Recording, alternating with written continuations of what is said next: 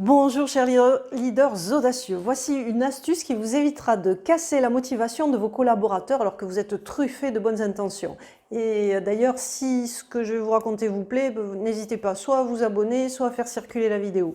Donc Juliette est dépitée à la sortie de son entretien professionnel. Et pourquoi donc? Son chef bien aimé, qui se dit en plus attentionné, mais vient de lui proposer une solution, mais tellement peu ajustée à qui elle est, qu'elle en est carrément démotivée.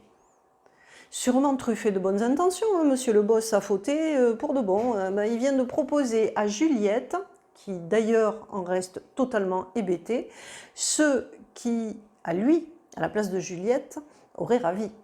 Donc pour comprendre ce qui s'est passé, laissez-moi vous conter la fable du lapin et du lion qui en donnera une explication. Donc Jeannot Lapin et le lion, le roi lion, sont de grands amis. Et quand ce dernier vient à passer dans sa contrée, Jeannot l'invite à séjourner chez lui. Normal, un ami. Donc le voilà parti pour faire le marché et pour régaler son hôte de qualité. Parce que Jeannot Lapin est très honoré de recevoir son noble invité. Donc il décide de mettre les petits plats dans les grands, donc c'est-à-dire mieux que les carottes qu'il achète habituellement. Le voici craquant sa bourse pour de somptueux brocolis, des poireaux, des navets, allez, quelques blettes aussi. Et c'est quand même pas tous les jours qu'il reçoit son ami. Et voici le roi lion pour une semaine chez lui. Jeannot Lapin est ravi, et le roi lion aussi, au début. Mais le régime blettes, carottes, brocolis, c'est pas vraiment fait pour lui, hein. Donc le roi lion prend vraiment sur lui pour respecter son hôte. Mais il fait vraiment grise mine hein, quand arrivent les cocottes. Tiendra-t-il une semaine sans que ses bas instincts ne le jettent sur la seule petite viande à poil qui est à portée de main? Donc souhaitons tous à Jeannot Lapin une meilleure fin que celle qu'il risque de provoquer croyant faire le bien. Et pourtant son erreur est si communément répandue, elle amène pourtant tant de déconvenus.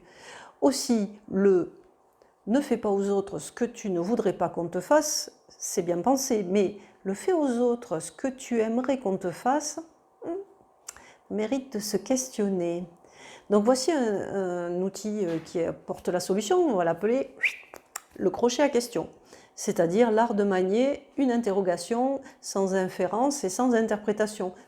Arrêtons de penser pour les autres, demandons simplement ce qui leur importe, parce que chacun seul détient la clé de ce qui, lui, le fait avancer. Donc, monsieur le boss, demandez simplement à Juliette ce qu'elle souhaite. Vous aurez les clés des conditions à créer pour que votre collaboratrice puisse se motiver. Donc voilà, chers leaders audacieux, si cette astuce « mon chef veut mon bien, mais » vous plaît, cliquez pour vous abonner. Vous en aurez plein d'autres à déguster. Et si vous pensez qu'elle peut être utile à d'autres, alors postez cette vidéo sur vos réseaux sociaux. J'en aurai le cœur chaud. Merci d'avance, bisous à tous et à dimanche 12h12 pour un prochain numéro. Ciao, ciao!